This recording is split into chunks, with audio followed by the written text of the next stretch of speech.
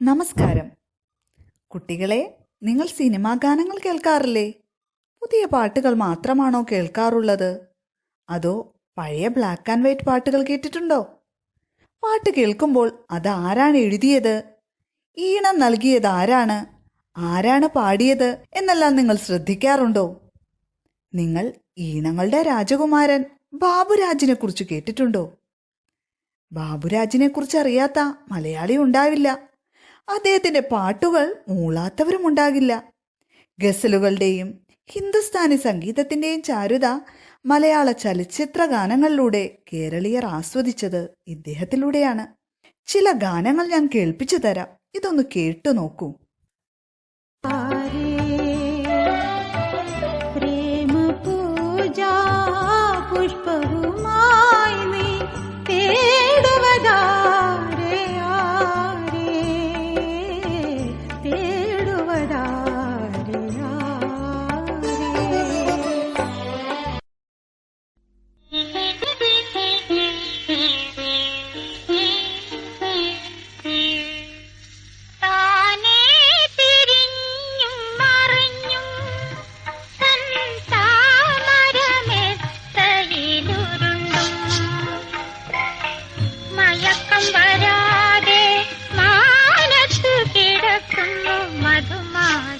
സുന്ദര ചന്ദ്രലേഖ താനേ തിരിഞ്ഞും മറിഞ്ഞും താമരമെത്തയിലുരുണ്ടും മയക്കം വരാതെ മാനത്തു കിടക്കുന്നു മധുമാസ സുന്ദര ചന്ദ്രലേഖ.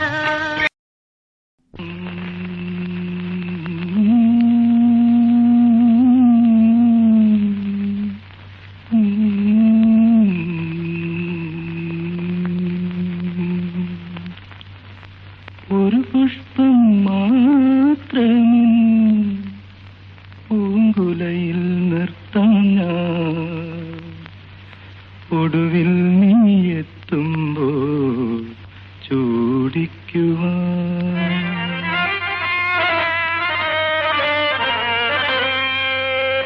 ഒരു ഗാനം മാത്രമിൻ ഒരു ഗാനം മാത്രമിൻ ഹൃദയത്തിൽ സൂക്ഷിക്കാൻ ഒടുവിൽ നീ എത്തുമ്പോൾ ചെവിയിൽ മൂളാൻ. ഒരു പുഷ്പം മാത്രമിൻ. ഇതിൽ പലതും നിങ്ങൾ കേട്ടിട്ടില്ലേ? അല്ലെങ്കിൽ നിങ്ങൾ അച്ഛനോടും അമ്മയോടും മുത്തച്ഛനോടും മുത്തശ്ശിയോടൊക്കെ ഒന്ന് ചോദിച്ചു നോക്ക്. ഇത് ചിലത് അവരുടെ ഫേവറേറ്റ് പാട്ട് തന്നെയായിരിക്കും. P Bhaskaran, Sreekumaran Thampi, K J Yesudas, P Leela, Vayalar ഇവരോടെല്ലാം ചേർന്ന് ബാബുരാജ് മലയാളത്തിന് എവർഗ്രീൻ പാട്ടുകൾ തന്നെയാണ് നൽകിയിട്ടുള്ളത്. ബാബുരാജ് മലയാള സിനിമയിലെ പ്രമുഖനായ സംഗീത സംവിധായകനായിരുന്നു. കോഴിക്കോട്ടുകാരനായ അദ്ദേഹത്തിന്റെ മുഴുവൻ പേര് മുഹമ്മദ് സാബിർ ബാബുരാജ് എന്നാണ്. 1921 മാർച്ച് 29 അദ്ദേഹം ജനിച്ചു. അദ്ദേഹത്തിന്റെ പിതാവ് ഒരു ബംഗാളി ഹിന്ദുസ്ഥാനി ഗായകനായിരുന്നു. മാതാവ് മലയാളിയും. പിതാവിന്റെ നാടുവിടൽ ആ കുടുംബത്തെ അനാഥമാക്കി. അതുകൊണ്ട് തന്നെ ബാല്യം വളരെയധികം കഷ്ടപ്പാടുകൾ നിറഞ്ഞതായിരുന്നു. കോഴിക്കോട് അങ്ങാടിയിലും ട്രെയിനിലും പാട്ടുപാടി നടന്ന് ഉപജീവനമാർഗം കണ്ടെത്തിയ അദ്ദേഹത്തെ കുഞ്ഞു മുഹമ്മദ് എന്ന പോലീസുകാരൻ കണ്ടെത്തി. അതാണ് ബാബുരാജിന്റെ ജീവിതത്തിൽ വഴിത്തിരിവായത്. ഗസലുകളുടെയും ഹിന്ദുസ്ഥാനി സംഗീതത്തിന്റെയും ചാരുത മലയാള ചലച്ചിത്ര ഗാനങ്ങളിലൂടെ കേരളീയർ ആസ്വദിച്ചത് ഈ പ്രതിഭാശാലിയിലൂടെയാണ്. കോഴിക്കോട് എന്ന് കേൾക്കുമ്പോൾ നമ്മുടെ മനസ്സിലേക്ക് ആദ്യം എത്തുന്നത് എന്തായിരിക്കും? സംഗീതം, നാടകം, ഫുട്ബോൾ, ഫുഡ് എന്നിവയല്ലേ? കായികപരമായി എല്ലാവരെയും ഉയർത്താൻ കോഴിക്കോട്ടുകാർക്കുള്ള കഴിവ് നിസ്സാരമല്ല. അക്കൂട്ടത്തിൽ എടുത്തു പറയേണ്ട ഒരു വ്യക്തിയാണ് കുഞ്ഞു മുഹമ്മദ് എന്ന പോലീസുകാരൻ. ഇനി നമുക്ക് ലേഖകനിലേക്ക് വരാം. നാടകകൃത്ത്, സിനിമാ സംവിധായകൻ, എഴുത്തുകാരൻ എന്നീ നിലകളിൽ പ്രശസ്തനാണ് K T Muhammad. 1927 September 29 Malappuram ജില്ലയിലെ മഞ്ചേരിയിലാണ് ജനനം. നടി സീനത്തിനെയാണ് വിവാഹം ചെയ്തത്. ബാബുരാജിനെ കുറിച്ച് KT മുഹമ്മദ് എഴുതിയ ആ മനുഷ്യൻ ഇദ്ദേഹമായിരുന്നു എന്ന കുറിപ്പാണ് പാട്ടിന്റെ പാലാഴി എന്ന പാഠഭാഗമായി ചേർത്തിരിക്കുന്നത്.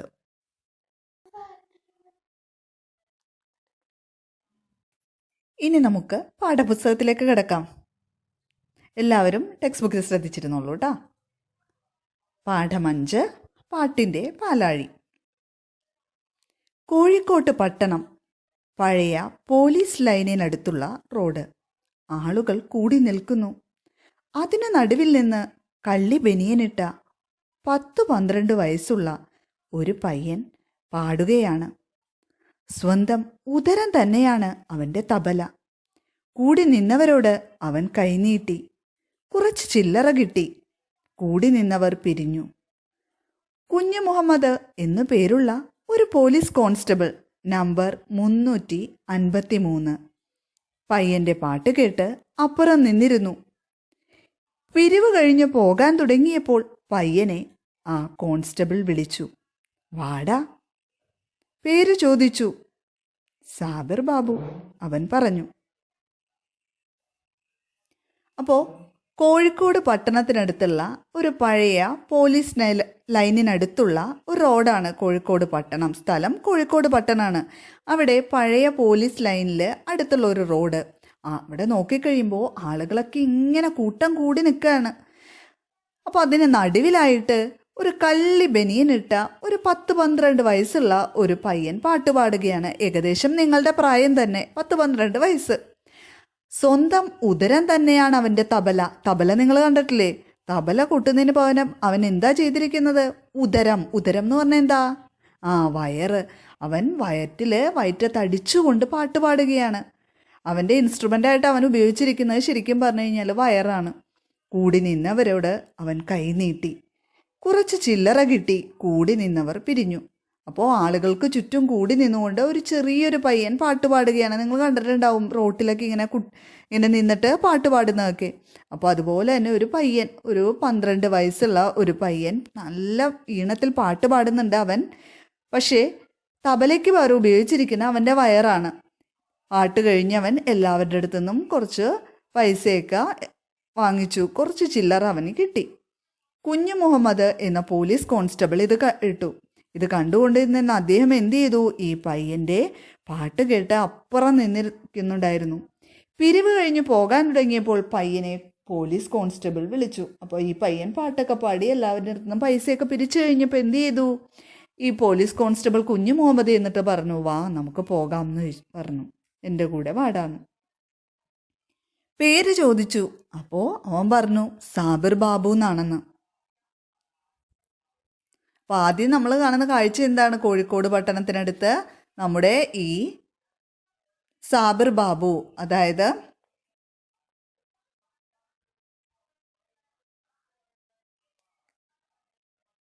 സാബിർ ബാബു നിന്ന് പാട്ട് പാടുകയാണ്. കോഴിക്കോട് പട്ടണം, അതിനടുത്ത് ആളുകൾ കൂടി നിൽക്കുന്നു. കള്ളി ബനിയനിട്ട് 12 വയസ്സുള്ള ഒരു കുട്ടി പാട്ട് പാടുന്നു. ഇത് കണ്ട് പോലീസ് കോൺസ്റ്റബിൾ കുഞ്ഞു മുഹമ്മദ് വന്ന് അവനോട് പറഞ്ഞു, വാ.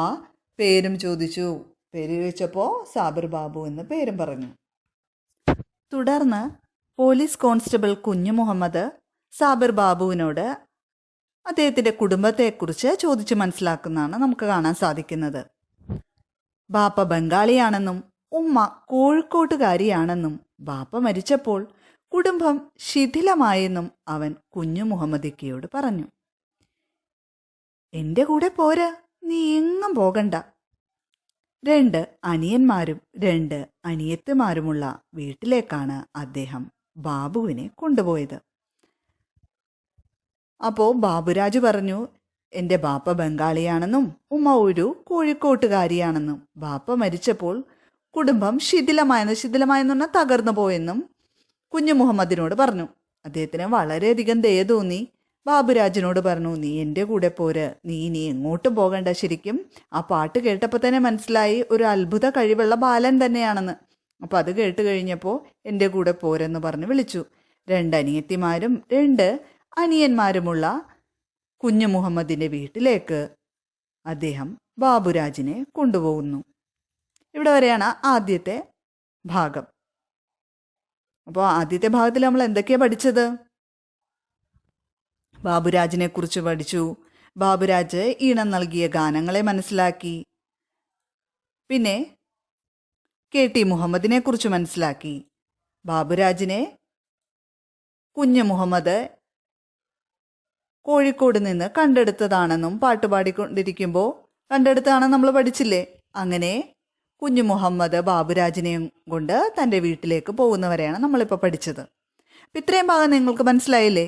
ഇതൊരു 3 ആവർത്തി വായിച്ച് മനസ്സിലാക്കിയിട്ട് വരണം. നമുക്കിനി അടുത്ത ഭാഗം അടുത്ത ക്ലാസ്സിൽ പഠിക്കാം. നമസ്കാരം.